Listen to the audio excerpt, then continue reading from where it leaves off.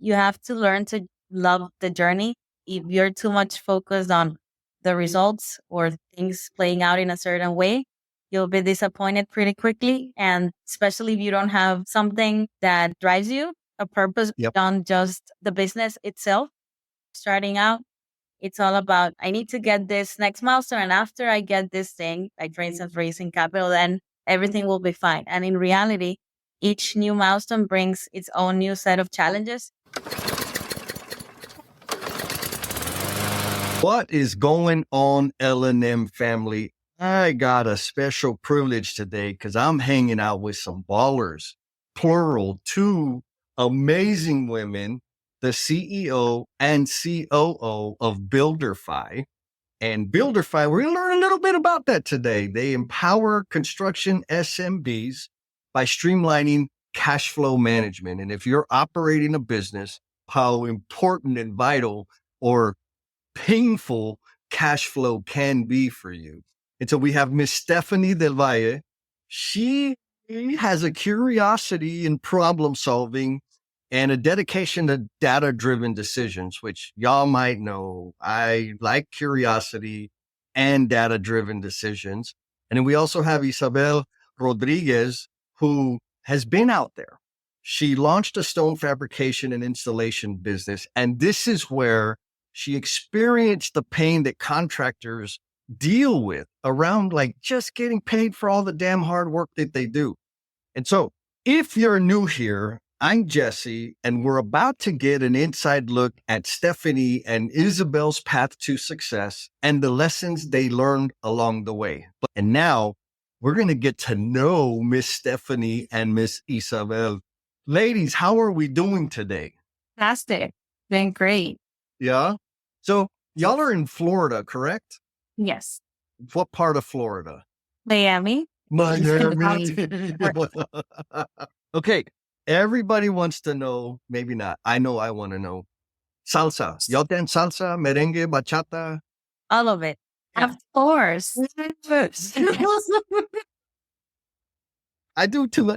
Just a little bit. I was in don't tell anybody, but I was in a bachata performance team for a little while back in the day, about 30 pounds ago. So I know y'all are busy and we got to connect. Stephanie, you and I had a phone call. We connected through LinkedIn. And what really stood out to me was not just BuilderFi, not just the service that y'all are providing, but how y'all got to this point. And so can y'all talk about how the two of you got connected? Like, what's the story between y'all two? Because I don't think you're sisters, right? No. And maybe I can give you a quick story and then Steph can add a bit more. But yeah, so as you mentioned, I was a contractor myself and grew a tile and stone fabrication business for a couple of years and faced a lot of what we're trying to solve. But then after that, I actually went to Atlanta and got an MBA at Georgia Tech, which is where I then spent about 3 years in technology, basically working with financial services companies at Salesforce, just helping them build their products. And that's how I also got into the cash flow management side of things and interested in financial technology. And so throughout that period of time of a lot of transitions, I had great friends like Stephanie who were by my side, very familiar what I was going through as a contractor.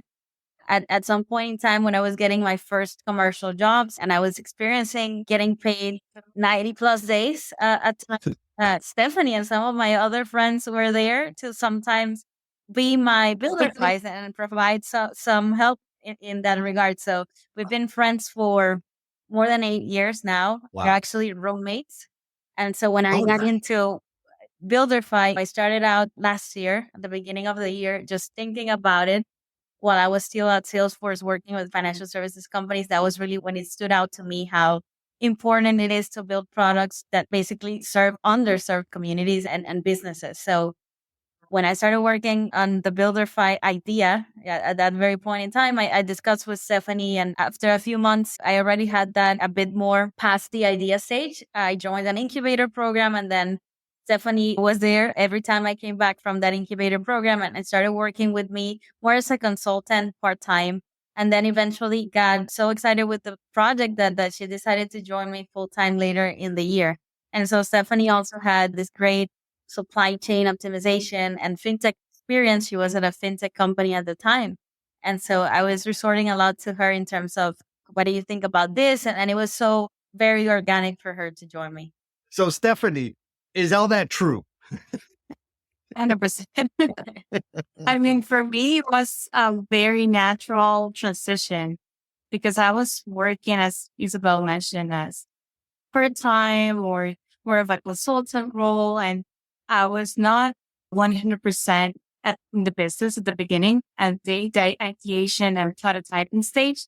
But then after I was looking at the problem a little bit deeper, and of course, as Isabel mentioned, I was there with her when she was going through her previous business. I was there with her in the going to the actual project. So I knew that it was a big problem. And then I went deeper into reviewing how it looks like today. And it was still a problem. So it was something that definitely caught my attention. It was natural for me to say, yes, I want to jump into this. I want to solve this as well. And I think one part of the story that Isabel is that we're both from Colombia. We're actually from the same city in Colombia. We met here in Miami. Oh, that's So it really hits home and want to help people that are related to our culture. So that's also something that caught my attention and that I wanted to bring myself into. Definitely. There's a couple of things that I really appreciate about what you're doing and your background. I was raised, me, my brothers, my family was like, don't start a lot of problems. Like, just be grateful for whatever you get. And while I believe that to be kind of a good way of thinking in business, if that's what you do, you will not be in business long. If you're just grateful for getting paid in 90 days and getting paid a percentage of your full billing and like renegotiating at the end to actually be compensated for your services, you cannot sustain a business. And so the fact that y'all seen and experienced that firsthand, and you're providing a solution, a service to help people overcome that. And like another end, just the natural warmth that I'm feeling from you guys right now in this conversation, I'm sure you're having the same connection with a lot of the folks that you're interacting with in terms of helping them with their deal. Because there's a certain way we talk depending who we're talking to, right? I'm in San Antonio, Texas. I can go anywhere and not know anybody. And there will be, there's this Tito's restaurant that I love. Man, they got amazing habanero nachos. And every now and then there'll be a lady in there. She'll say, "Oh, mijo, go ahead. Like, go ahead. I'm waiting. I'm waiting, picking up my delivery. Go ahead and sit down." She don't know me, but she's calling me mijo. And I'm not her son, but it's just that little commonality, that nice little thread that helps us form some meaningful connections.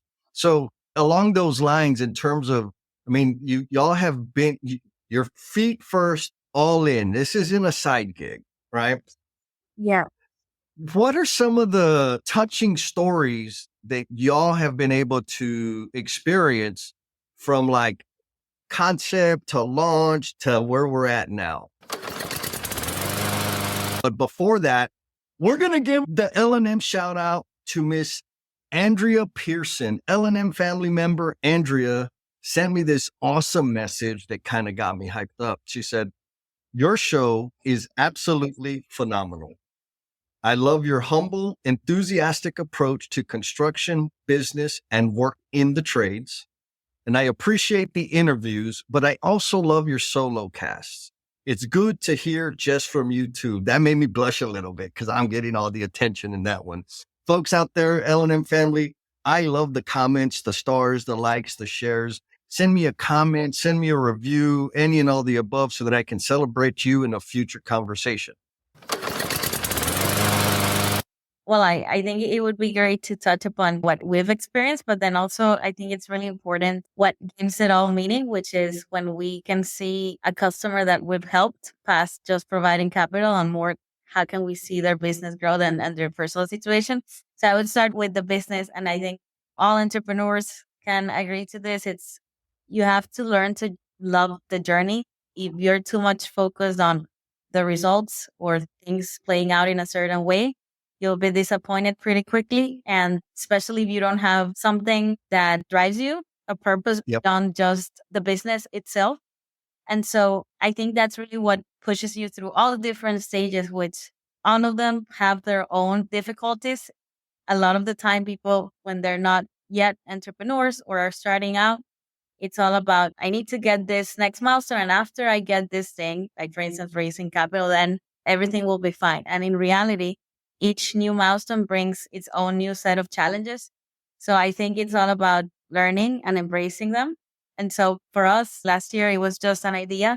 So getting something like this off the ground is not easy because we have two components to it. One of it is the technology component, and then the other one is financing. You want to bring Mm. financial products, then you need to have some capital to deploy. And so in our case, we've explored all that we have at our disposal to make sure that we brought this solution and added value to our customers from day one. So a lot about forming partnerships very early on. That can be a big resource when you don't have necessarily big amounts of capital to deploy. And so leveraging a lot of those partnerships to get the product out there. And so we actually launched 4 months ago and have a handful of customers that we've been working on to just get them from point A to point B where they didn't have access to capital. They were struggling with their businesses, sometimes resorting to solutions that left them worse off, and just Yep. learning a lot about them. For us right now, it's a lot about working very closely with the customers that we have onboarded. It's not a lot about necessarily going out there and growing like crazy at this particular point, but it's all about getting to know our clients very deeply so that we can make sure that we're building what really works for them.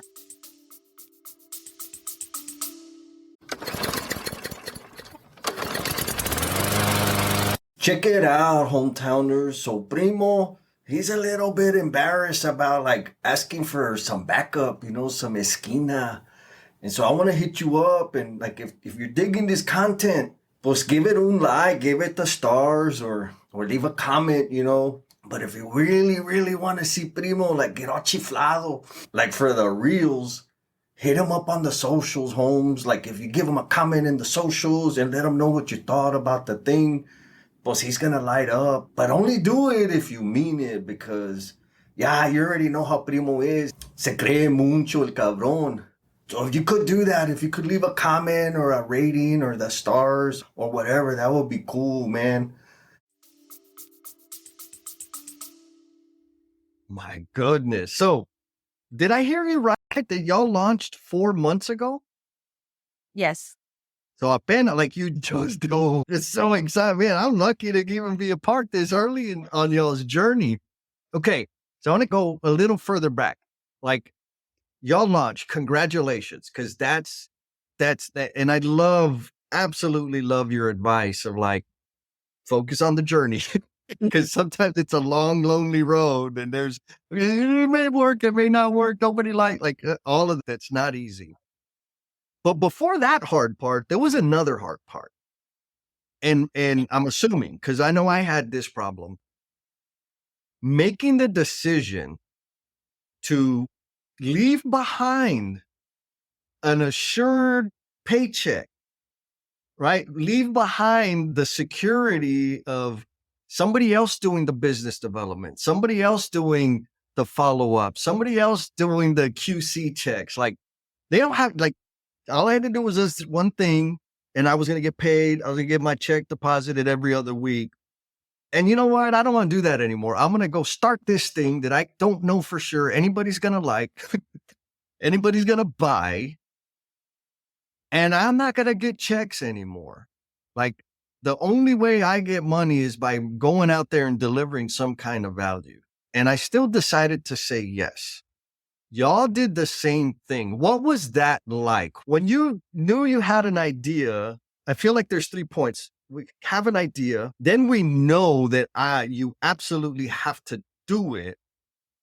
And then you actually take all the steps to go all in. So what was that like in terms of saying, yep, we got to do this. And then saying, okay, that's it. Burn the bridges. We're doing this thing 100%. Yeah, so I think I'll start just because I started a bit earlier and then Stephanie joined me in this journey. So I'll walk you through that exact moment where this was just an idea I was playing with at the beginning Yeah. for me. So I was at Salesforce at that time. So definitely a very good job. My experience at Salesforce was a great experience where I grew a lot. I think coming from always being a small business owner and then working in a big company for the first time ever, it really opened up my perspective in so many ways. And so I was actually very happy in terms of where my career was growing at Salesforce. But then as an entrepreneur, that you always have this deep inside you that no matter what, you're always thinking about new ideas. And then I just got as that it was time to go back to entrepreneurship. It started like a small voice. And then all of a sudden, I came across a program, an incubator program from the city of Miami, which was exactly for people who just had an idea and just were looking for a group of folks to share ideas with and kind of get it off the ground. And so it was 300 of us when we started that program. By Oh, the end of wow. the program, maybe 50 actually made the decision to take it beyond that. But I would attribute a lot of making the decision to go back to finding that accountability group. And then as part of that Ah, accountability group, actually, Stephanie, who was my roommate at the time, just having someone to bounce ideas off and evaluate the opportunity. And then at that point, I decided to launch a very simple, minimum viable product, as they call it, MVP.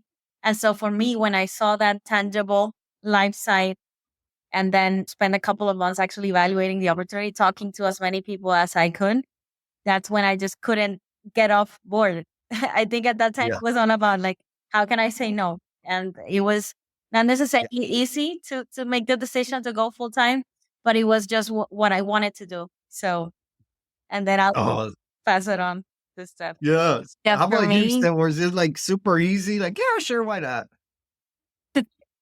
but for me, it was a little bit different because it's my first time being an entrepreneur. Hmm. My previous experience has been in startups and in high growth companies and even global. But it was my first time taking that leap of faith. So it was something that I really needed to evaluate. As you mentioned, I'm super data driven. So I had to evaluate the opportunity. Okay, is this an opportunity big enough? A big pain in the market? Is that true? And then do I have the skills to make this happen? Can I do it? Am I the right person? Is this the right time? And then is this the right partner?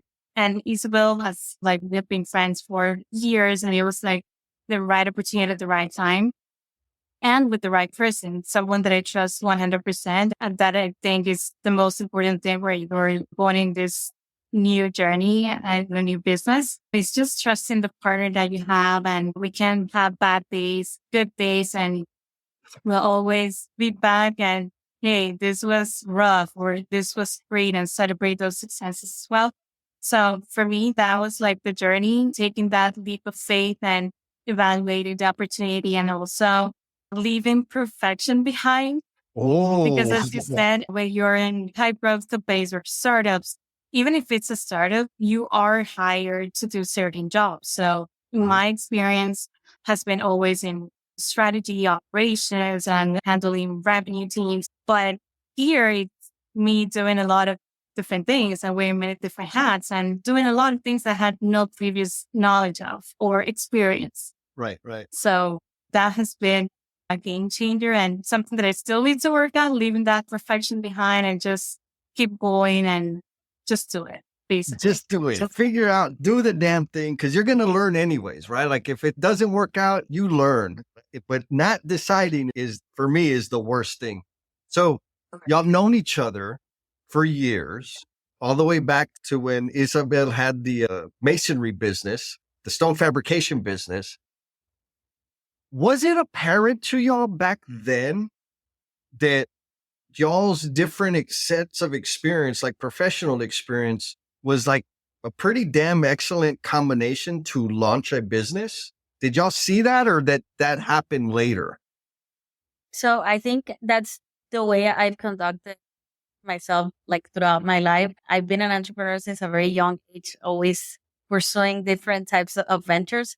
And I've always been one to share with my network. I try to keep close to people that I admire in different aspects. And I always find that just sharing ideas with my closest friends and even other entrepreneur friends brings a lot of value. And I try to do the same.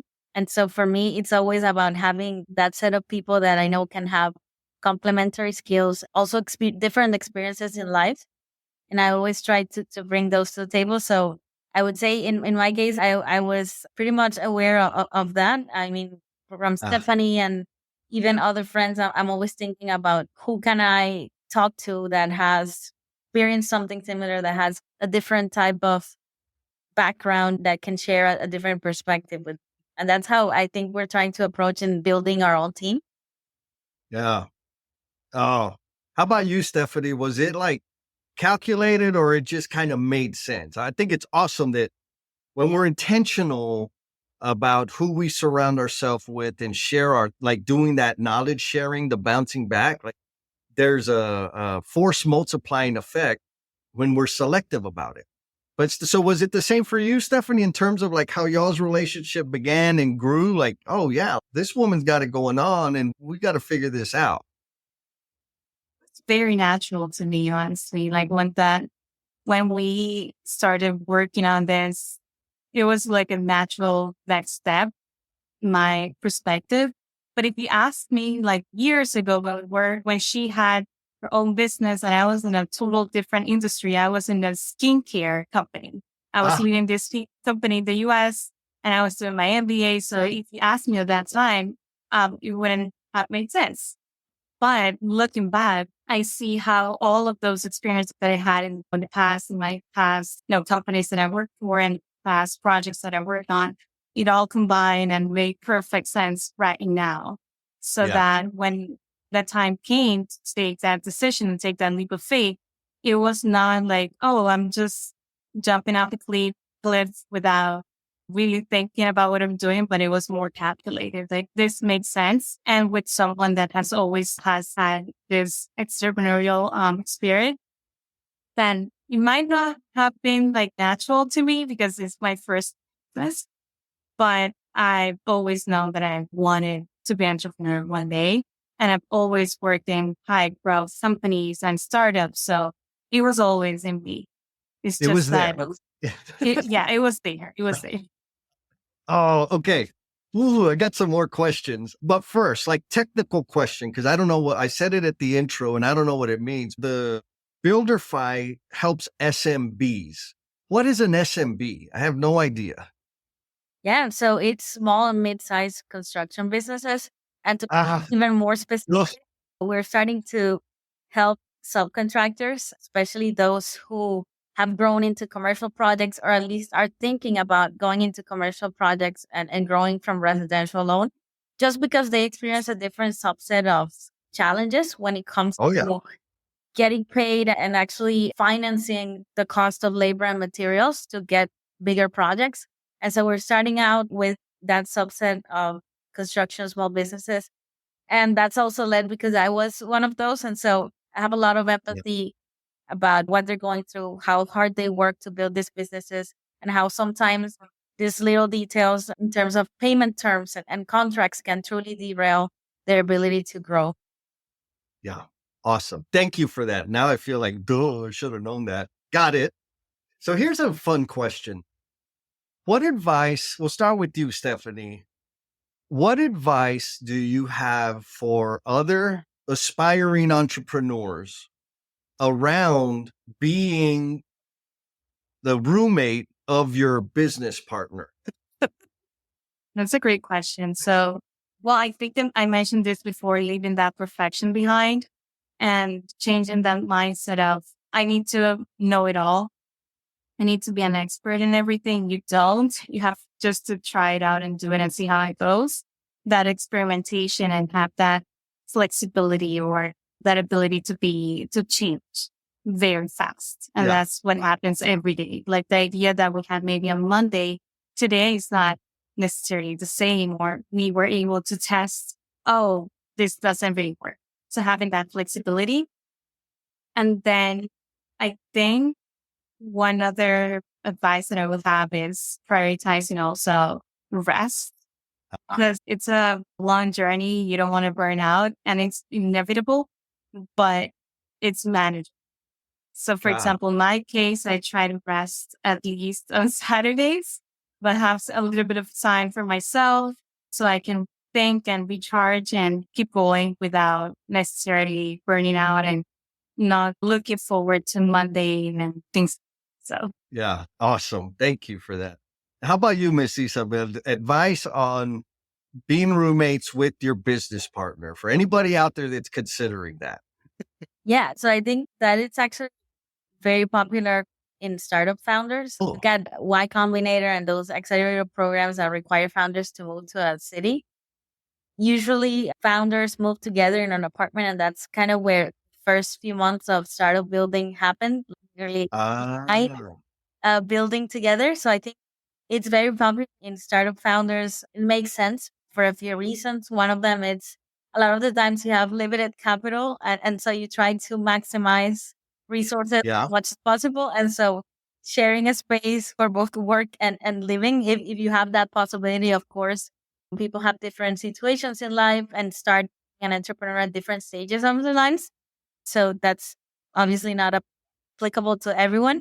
But if you do have the opportunity, then it makes a lot of sense for startup founders. I can see how it's not so popular in other business ventures. I don't see myself living with, for instance, some of my construction business partners. yeah, We were all in different stages in life, and that wouldn't be necessarily even required. But I think what's special about startups and the technology companies that are created from scratch, and you have to build and architect something that doesn't exist, it's yeah. intensity that's required. And a lot of the times, the first few years, you're with your co-founders day and night. So That makes perfect sense. So, like Stephanie said, you have an idea on Monday, but by Friday, it's transformed and evolved into something. But because you're in close proximity, you can kick through and iterate and test and evolve that idea super rapidly because you're sharing space. Duh. Again, duh. Y'all are teaching me a lot. Thank you for that. So you mentioned Y Combinator and this group, the incubator group. And so I imagine that gives you access to like mentorship and other people that have experience in the same space, having dealt with the same types of things, which I think is brilliant, right? Like folks out there, if you don't at least have a mentor or somebody that resembles a mentor and a community, meaning a group of people that can feed into your idea, feed into your growth and challenge you, you're slacking. Like you can make that happen. You don't have to start your own business to make that happen. You can do that right now. In terms of paying that back, and I mean on a personal level, how do you, Isabel, how do you either now or foresee helping, nurturing, grooming, supporting future entrepreneurs or folks that are earlier in their entrepreneurial path? yeah, so I think that's something that I've tried to do always, even when I was younger, maybe at university and exploring all these different paths. I think in everything that I've done, I've always tried to give back. And speaking of incubator programs, we actually went through Techstars. So we didn't go to Y Combinator, we went through Techstars.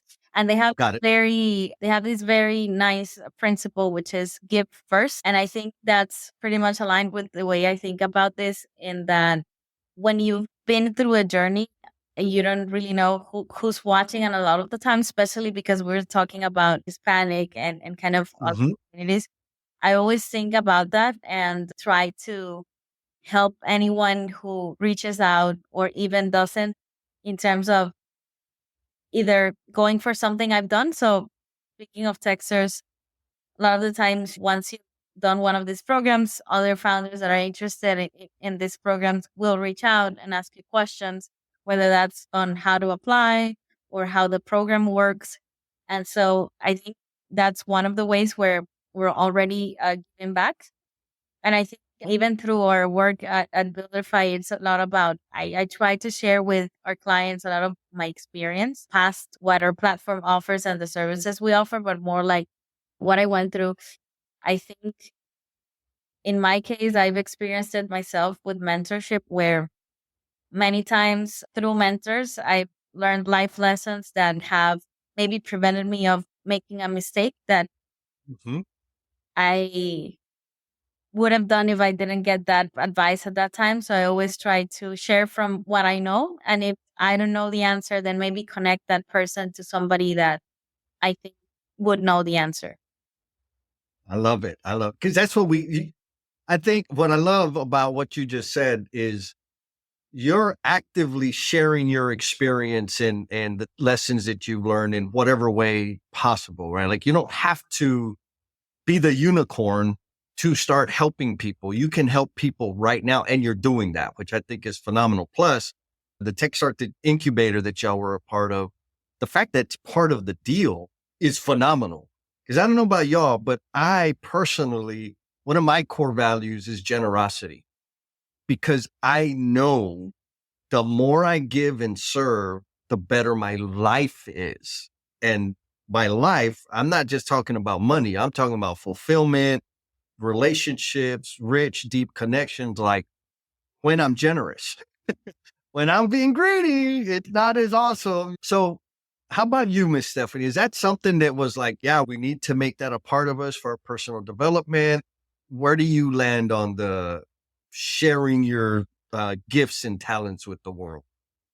It's something that I think we have been doing even since the beginning, where we had very little idea of what we were doing at the time. So it's funny because it's just sharing your story and the journey as it goes. And as you grow and as you keep learning stuff, and especially we learned so much during Techsters. We had incredible mentors, incredible cohort and fellow entrepreneurs that we just learn so much that we just can't keep it to ourselves. We just need to share it. As Isabel mentioned, whenever have somebody come up to, let's say, we're showcasing somewhere, there's an event or somewhere, and people just come to us, and we just take a second and talk to them and answer their questions and just connect them to other people and to our network. And it has been just an incredible journey for us to also be able to share with everybody else. And especially in Miami, I think the ecosystem is very small.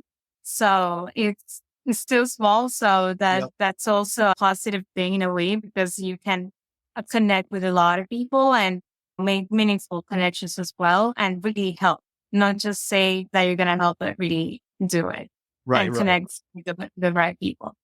Yeah. Like for real. Don't just say, hey, we should connect sometime. Come on, man. Like, are we going to do it or not? Don't be playing with me. All right. So y'all mentioned that y'all are, I don't know if you're there or about to be at a point where you start hiring people for the team. And I'm just going to be full disclosure. And of all the things that I did well and did poorly in all my years, hiring people is what I sucked at the most. So do you have any like cheat codes or secret weapons that you're going to use to hire freaking awesome, amazing talent that fits in with your vibe? Yeah. So I think, and I mean, I've also made so many mistakes throughout all the different mentors I've had. I think it's one of the hardest things as an entrepreneur, but at the same time, once you learn from your lessons, you realize it's simpler than you thought, and it's more about judging the character of the person joining you versus skills and so many other things that I believe we overemphasize on when Yep. looking for talent. Things like whether they have good judgment, whether they're reliable. And those are things that are really hard to test in an interview or two. A lot of that you learn once you hire them. And so I think with time, you end up developing your own kind of playbook of how to get a sense for people. And I think that's something, even with our small team at BuilderFi and this time, that's something we've tried to do. Just develop maybe a bit of a personal relationship first, because I think in the case of startups, like those first few hires or people that join you very early on are so important, because they're going to have to wear so many different hats that go beyond their specific skill set. So a lot of the times it's about who's going to have the grit and the flexibility to help us get to our next milestone. Oh, I like the way you combine grit and flexibility, because you gotta, ganas, right? You gotta get down and make that damn thing happen. And you got to be flexible because sometimes you're just banging your head against the wall and it ain't going nowhere. You got to be able to adapt. So, okay.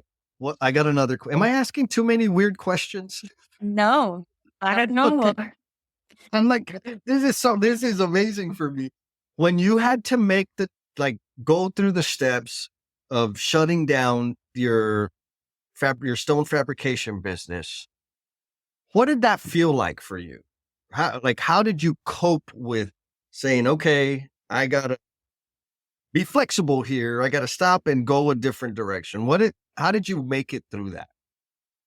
Yeah, that was actually very tough. And I think over time, as with anything, you develop the skin to deal with it. But at that time, I was much younger. It was my first, I would say, company per se, because prior to that, I had many other ventures were more like straightforward. It was only me and maybe another person. And so it was the first time where I had to deal with operational costs and accounting and so many things that go past just executing on the business. And so in my case, I had both a warehouse where I was fabricating, and then I had the construction installation business. So one of the things that led to the closure of my business, and actually one of the biggest lessons learned from that experience, is that I had two parallel businesses in one, where Yeah. the warehouse and the fabrication facility had its own performance indicators, as in terms of like, hey, you need to have this operational all day, cutting as many stone as you can in order for that particular business to make sense. And then on the construction side of things, as there's just so many other things we need to deal with, which is seasonal workers and Yep. insurance and how to calculate and estimate a project correctly. And at that time, I was new to the construction industry. Even though I came from a construction family, both my dad and my brother are in construction back in Colombia, so always familiar to it. But it's having your own business is an entirely different thing where you have to learn about everything.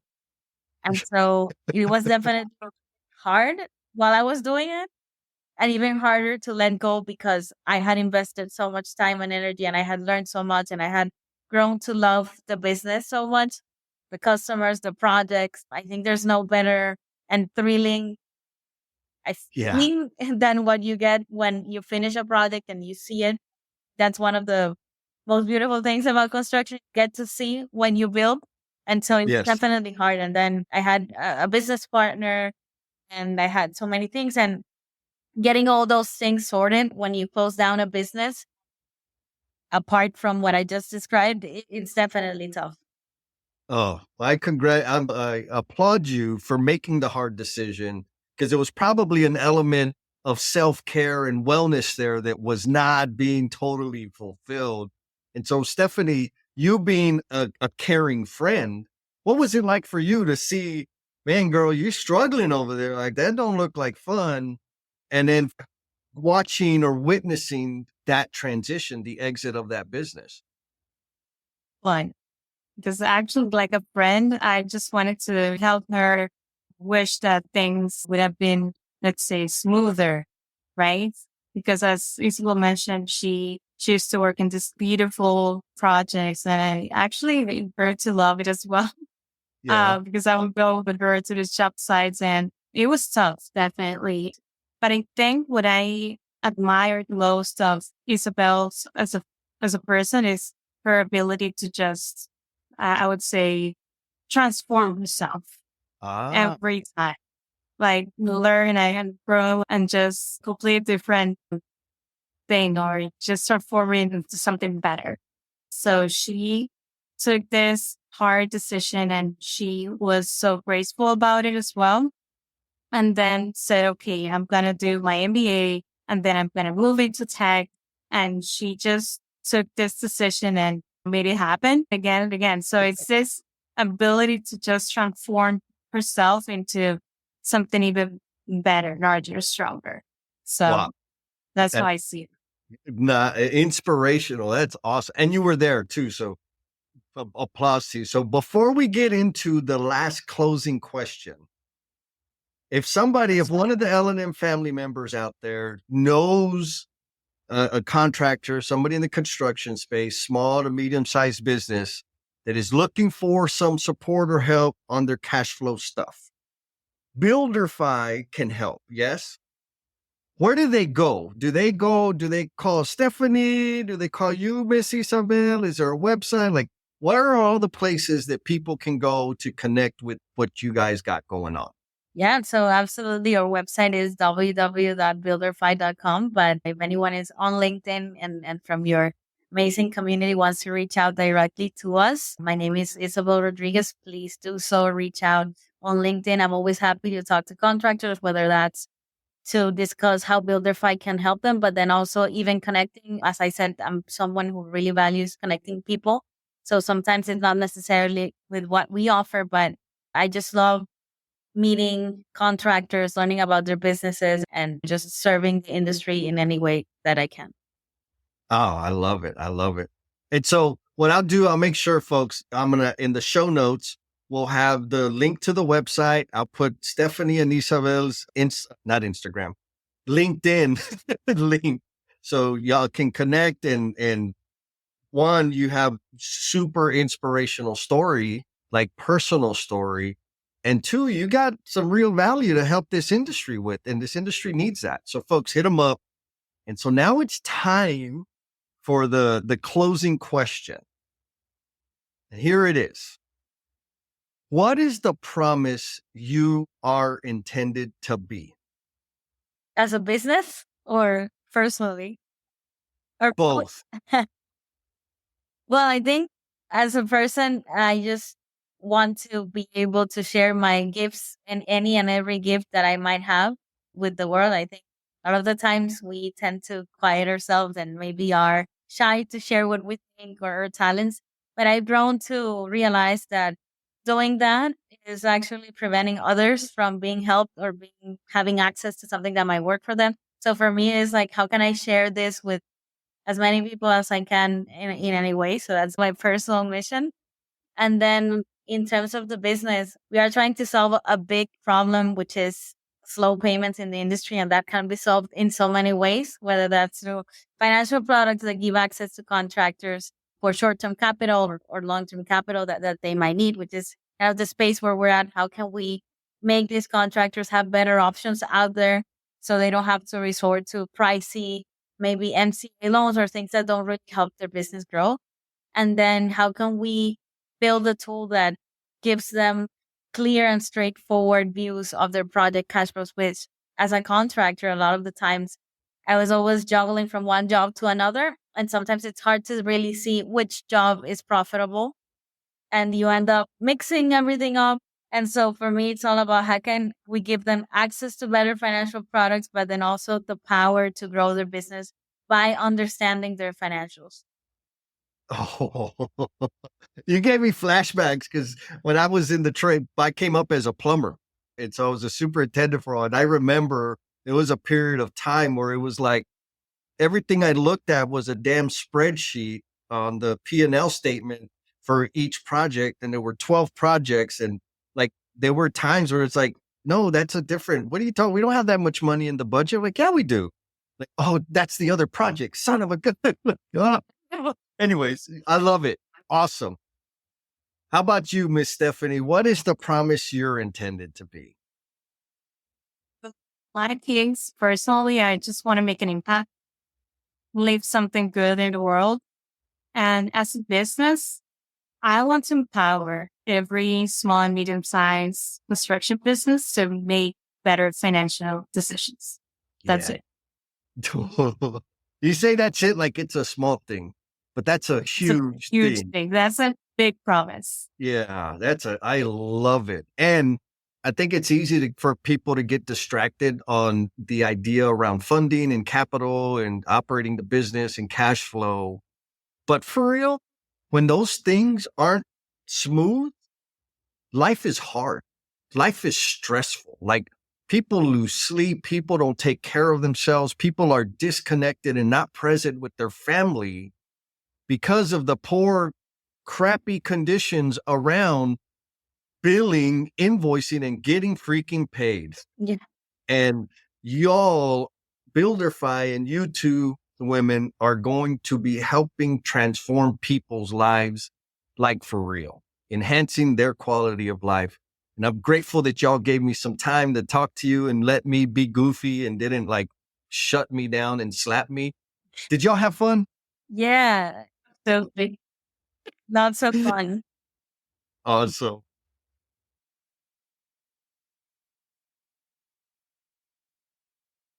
Dang, you stuck around all the way to the end. And I hope the reason you stuck it like all the way through was because you were getting a lot of value out of the conversation. I always get at least one, most of the time, a handful of good nuggets, good ideas, good perspectives that I can take and apply into my life going forward. That's the whole point. I want to share that with you guys and also highlight the amazing people that they are. And I want to end this by saying, if you feel like you've been living out a script that was written for somebody else, and you feel like you're in the wrong skin, I know that life. And all I did was numb myself to make it through to another day, which if you're there, you know how hopeless that feels.